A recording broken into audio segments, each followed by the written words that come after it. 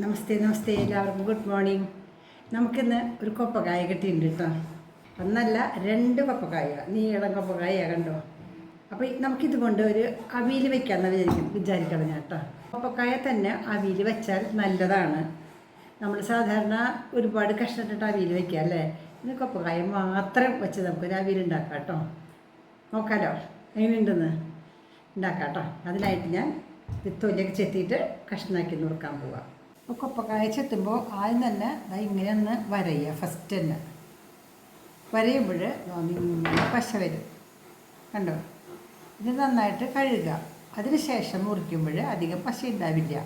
അതെനിക്കറിയില്ലായിരുന്നില്ല, ഒരാൾ പറഞ്ഞിരുന്ന സൂത്രമാണ്. എൻ്റെ ഒരു വ്യൂവർ എനിക്ക് പറഞ്ഞു തന്നിട്ടുള്ള ഒരു സൂത്രമാണ് കേട്ടോ. ടീച്ചറെ എന്താ ഇങ്ങനെ കൊപ്പക്കായ ഇങ്ങനെ ചെയ്താൽ മതി, തൊലി ഒന്ന് ഇങ്ങനെ ചെയ്താൽ മതി, അപ്പോൾ എല്ലാ പശയും പോയി കിട്ടും. അതിന് ശേഷം കഴുകിയാൽ നമ്മുടെ കയ്യുമ്മേ പശയാവില്ല എന്ന്. അപ്പം അങ്ങനെ ചെയ്യണം കേട്ടോ. ഞാൻ അരഞ്ഞ് പശയൊക്കെ പോയി കഴുകി നമുക്കിതാ ഇങ്ങനെ നോക്കാം.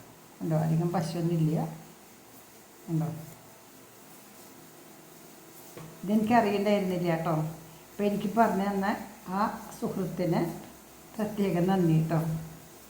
ഞാൻ അങ്ങനെ തന്നെ മുറിച്ച് നുറുക്കാറ പതിവ്. അപ്പം എൻ്റെ കൈമയൊക്കെ നിറയാവുമ്പോഴും നമുക്ക് ഭയങ്കരമായിട്ട് ചൊറിച്ചിലൊക്കെ വരും കേട്ടോ. ഇപ്പോൾ ഒരു കുഴപ്പമില്ല കണ്ടോ, ഒന്നും ആവില്ല.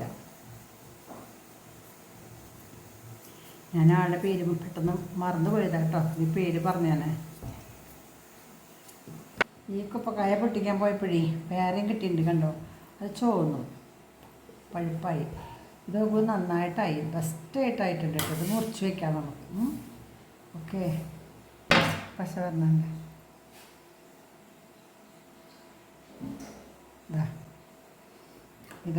അപ്പോൾ അവിയലിൻ്റെ കഷ്ണം നുറുക്കണേക്കാളും മുമ്പ് ഇതിൻ്റെയും കൂടി തൊലി കളഞ്ഞ് ഒന്ന് കഴുകി കഷ്ണങ്ങളാക്കി വെച്ചാൽ രാജേട്ടനും പിള്ളേർക്കൊക്കെ ഇഷ്ടമാണ്, എല്ലാവർക്കും ഇഷ്ടമാണ്, ഞങ്ങൾക്കൊക്കെ ഇഷ്ടമുള്ള സാധനമാണ്. കൊപ്പക്കായ പഴുത്ത് ഇഷ്ടമില്ലാത്ത വല്ലവരും ഉണ്ടോ? എല്ലാ ദിവസവും നമ്മുടെ ആഹാരത്തിൽ ഒരു പഴം ഉൾപ്പെടുത്തണമെന്ന് പറയില്ലേ, അതിന്ന് കൊപ്പക്കായാണ് കേട്ടോ. ഇന്നെന്നല്ല, ഏതാനും ദിവസം നമുക്ക് കിട്ടും. നമ്മുടെ വീടിൻ്റെ ചുറ്റും വളപ്പിൽ അവിടെ ഇവിടെയൊക്കെ ഉണ്ട്. ഒന്നാമത് ഇത്തിരി പഴുപ്പ് കൂടി പോയിട്ടോ ഒന്നാമത്തെ കൊപ്പക്കായ. ഇത് വൈകിപ്പോയി പൊട്ടിക്കാനായിട്ട്. ഇനി ഇത് അത്ര അധികം പഴുത്തിട്ടില്ല, അതും അവിടെ തൊലിയെത്തി വയ്ക്കാം കേട്ടോ. ഒരു കഷ്ണം ഞാനും ഒരു കഷ്ണം ജയശ്രീയും കഴിക്കുന്നു. ഇത് രാജേട്ടനുള്ളത് അവിടെ. രാജേട്ടൻ എന്നും വരും, ഇഷ്ടമാണ്, എല്ലാവർക്കും ഇഷ്ടമാണ്. നമ്മളിതാ കഷ്ണങ്ങളാക്കി നമുക്കതിനെ സാധാരണ പോലെ തന്നെ അവിയലിന് വേണ്ടിയിട്ട് നീളത്തിൽ നുറുക്കാം.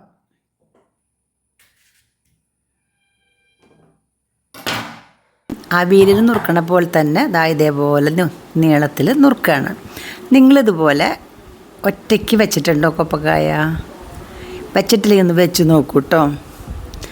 നമുക്ക് കണ്ട ഇതേപോലെ മുഴുവനും നുറുക്കി നന്നായിട്ട് കഴുകി ഒന്നുകൂടി ചീനച്ചട്ടിലേക്ക് വാരിയിട്ടു. അപ്പോൾ ഒരേ ഒരു കഷ്ണം കൊണ്ടുള്ള, അതും കൊപ്പക്കായ കൊണ്ടുള്ള അവിയൽ കഷ്ണം നുറുക്കിയിട്ട് ചീനച്ചട്ടിയിൽ തക്കാളി ഇടാം കേട്ടോ. പുളിക്ക് വേണ്ടിയിട്ടേ സാധാരണ ഞാൻ അവിയൽ വയ്ക്കുമ്പോൾ തക്കാളി മാത്രമാണ് പുളിക്ക് ഇടാറുള്ളൂ. ചില ആൾക്കാർ തൈര് ഒഴിക്കും പുളി കിട്ടാനായിട്ട്, ചില ആൾക്കാർ മാങ്ങ ഇടും, മാങ്ങ ഉണ്ടെങ്കിൽ ഇടാം, ചിലർ പുളി ഒഴിക്കും. അപ്പം ഞാനിപ്പോൾ സാധാരണ ഇടുന്ന പോലെ ഒരു തക്കാളി ഇട്ടിട്ടുണ്ട്. ഒരു ടീസ്പൂൺ മഞ്ഞൾപ്പൊടി, ഒരു ടീസ്പൂൺ മുളക് പൊടി ഇട്ടു, ആവശ്യത്തിനുള്ള ഉപ്പ് പൊടി ഇട്ടിട്ട് ഒന്ന് നന്നായിട്ട് ഇങ്ങനെ പുരട്ടുകയാണ് കേട്ടോ. എന്താ കാരണം അധികം വെള്ളം ഒഴിക്കുന്നില്ല. ഇവിടെ രാജേട്ടന് ഇഷ്ടം ഡ്രൈ ആയിട്ടുള്ള അവിയലാണ്, സദ്യക്ക് ഉണ്ടാക്കുന്ന പോലത്തെ ഡ്രൈ അവിയലാണ് ഇഷ്ടം. പിന്നെ നമുക്ക് മാമ്പഴക്കൂട്ടാനുണ്ട് ഇവിടെ. മാമ്പഴക്കൂട്ടാൻ ഉള്ളത് കാരണം കൊണ്ട് ഇത് ഡ്രൈ ആയാലും കുഴപ്പമില്ല. ചാറ് കൂട്ടാൻ ഇല്ല എന്നുണ്ടെങ്കിൽ അവിയൽ ഇത്തിരി വെള്ളം ഒഴിച്ചുണ്ടാക്കാൻ നല്ലത് കേട്ടോ. അപ്പോൾ ഞാൻ ഇത്തിരി വെള്ളം തളിച്ചു, ഉപ്പ് മുളകൊക്കെ ഒന്ന് പിടിക്കാനായിട്ട്. ഇനി അടച്ച് വയ്ക്കുക.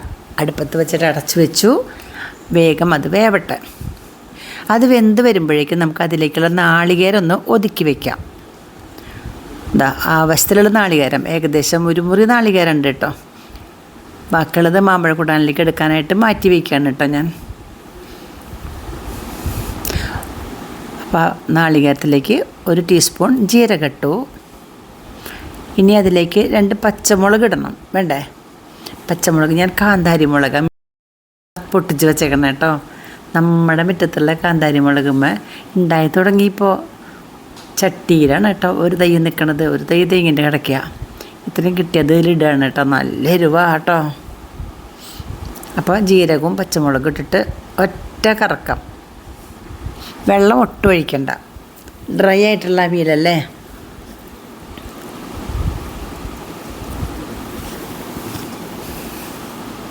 കഴിഞ്ഞു, പണി കഴിഞ്ഞു കേട്ടോ. അപ്പോൾ നാളികേരം ഒതുക്കി കഴിഞ്ഞു. ഇവിടെ ഇരിക്കട്ടെ, ഒന്നും ആയിട്ടില്ല കേട്ടോ. കണ്ടോ, ജസ്റ്റ് ഇടയ്ക്കിടയ്ക്ക് ഇളക്കണം. വെള്ളം അധികം ഇല്ലല്ലോ, പെട്ടെന്ന് വേവൊക്കെ ചെയ്യും ഇത്. പിന്നെ രാജൻ ഞാൻ പറഞ്ഞല്ലോ, അധികം വേവണതും അല്ലെങ്കിൽ അധികം വെള്ളം ഉള്ളതും ഇഷ്ടം കുറവ് തന്നെയാണ്. അപ്പോൾ ഇത്തിരി ഡ്രൈ ആയിട്ടുള്ള അവിയൽ ഉണ്ടാക്കാമെന്ന് തന്നെ വിചാരിച്ചു. അധികം വെള്ളമില്ല, അതുപോലെ വേവും അത്ര അധികം വേവിക്കില്ല, പതുക്കെ വേവിക്കണുള്ളൂ കേട്ടോ. നിങ്ങൾക്ക് നന്നായിട്ട് ഉടയണം, വേവണം എന്നൊക്കെയാണ് ആഗ്രഹമെങ്കിൽ, ഇഷ്ടമെങ്കിൽ നിങ്ങൾ ഒന്നുകൂടി ഇത്തിരി വെള്ളം ഒഴിച്ചിട്ട് ആക്കിക്കൊള്ളൂ കേട്ടോ. ഇവിടെ സാധനം വെന്തു, ഞാൻ ഈ പുളി ഒഴിച്ചു കേട്ടോ. ലേശം പുളി, തക്കാളി മാത്രമായ പുളി പോരായ വരും. ഇത്തിരി പുളി ഒഴിച്ചു. നന്നായിട്ടൊന്ന് ഇളക്കുക, പുളി എല്ലായിടത്തും ആവണ്ടേ. ഇട്ടൊന്ന് നന്നായിട്ട് ഒന്നും കൂടി ഇത്തിരി നേരം കൂടി ചീനച്ചട്ടിയിലിരിക്കട്ടെ. തീ കത്തിക്കാം. തീ കത്തിക്കൊണ്ടിരിക്കുന്നുണ്ട് കേട്ടോ. ഇപ്പോൾ ദാ അതിലേക്ക് നാളികേരം ചേർത്തു. ചതച്ച് വെച്ചിരിക്കുന്ന അല്ലെ ഒതുക്കി വെച്ചിരിക്കുന്ന നാളികേരം ചേർത്തു.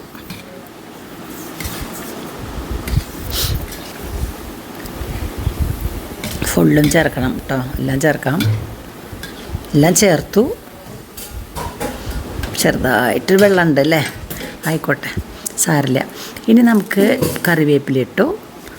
ഇനി ഇത്തിരി പച്ച വെളിച്ചെണ്ണയും കൊണ്ട് ഒഴിച്ചാൽ അവിയലിൻ്റെ പണി കഴിഞ്ഞു. എങ്ങനെയുണ്ട്? അവിയൽ വെച്ചില്ലേ ഇപ്പോൾ? പിന്നെ ഞാൻ പറഞ്ഞു വെള്ളരിക്ക ഉണ്ടായിരുന്നു. വെള്ളരിക്കയും കഴിഞ്ഞ കൊല്ലത്തെ മാങ്ങ പ്രോസസ്സ് ചെയ്ത് വെച്ചേക്കുന്നുണ്ടായിരുന്നു, അതും കൂടി മാമ്പഴക്കൂട്ടാനും വെച്ചിട്ടുണ്ട്. അപ്പോൾ ഇന്നത്തെ 2 കറി ഇങ്ങനെ പോട്ടെ. നോക്കൂ ജയശ്രീ,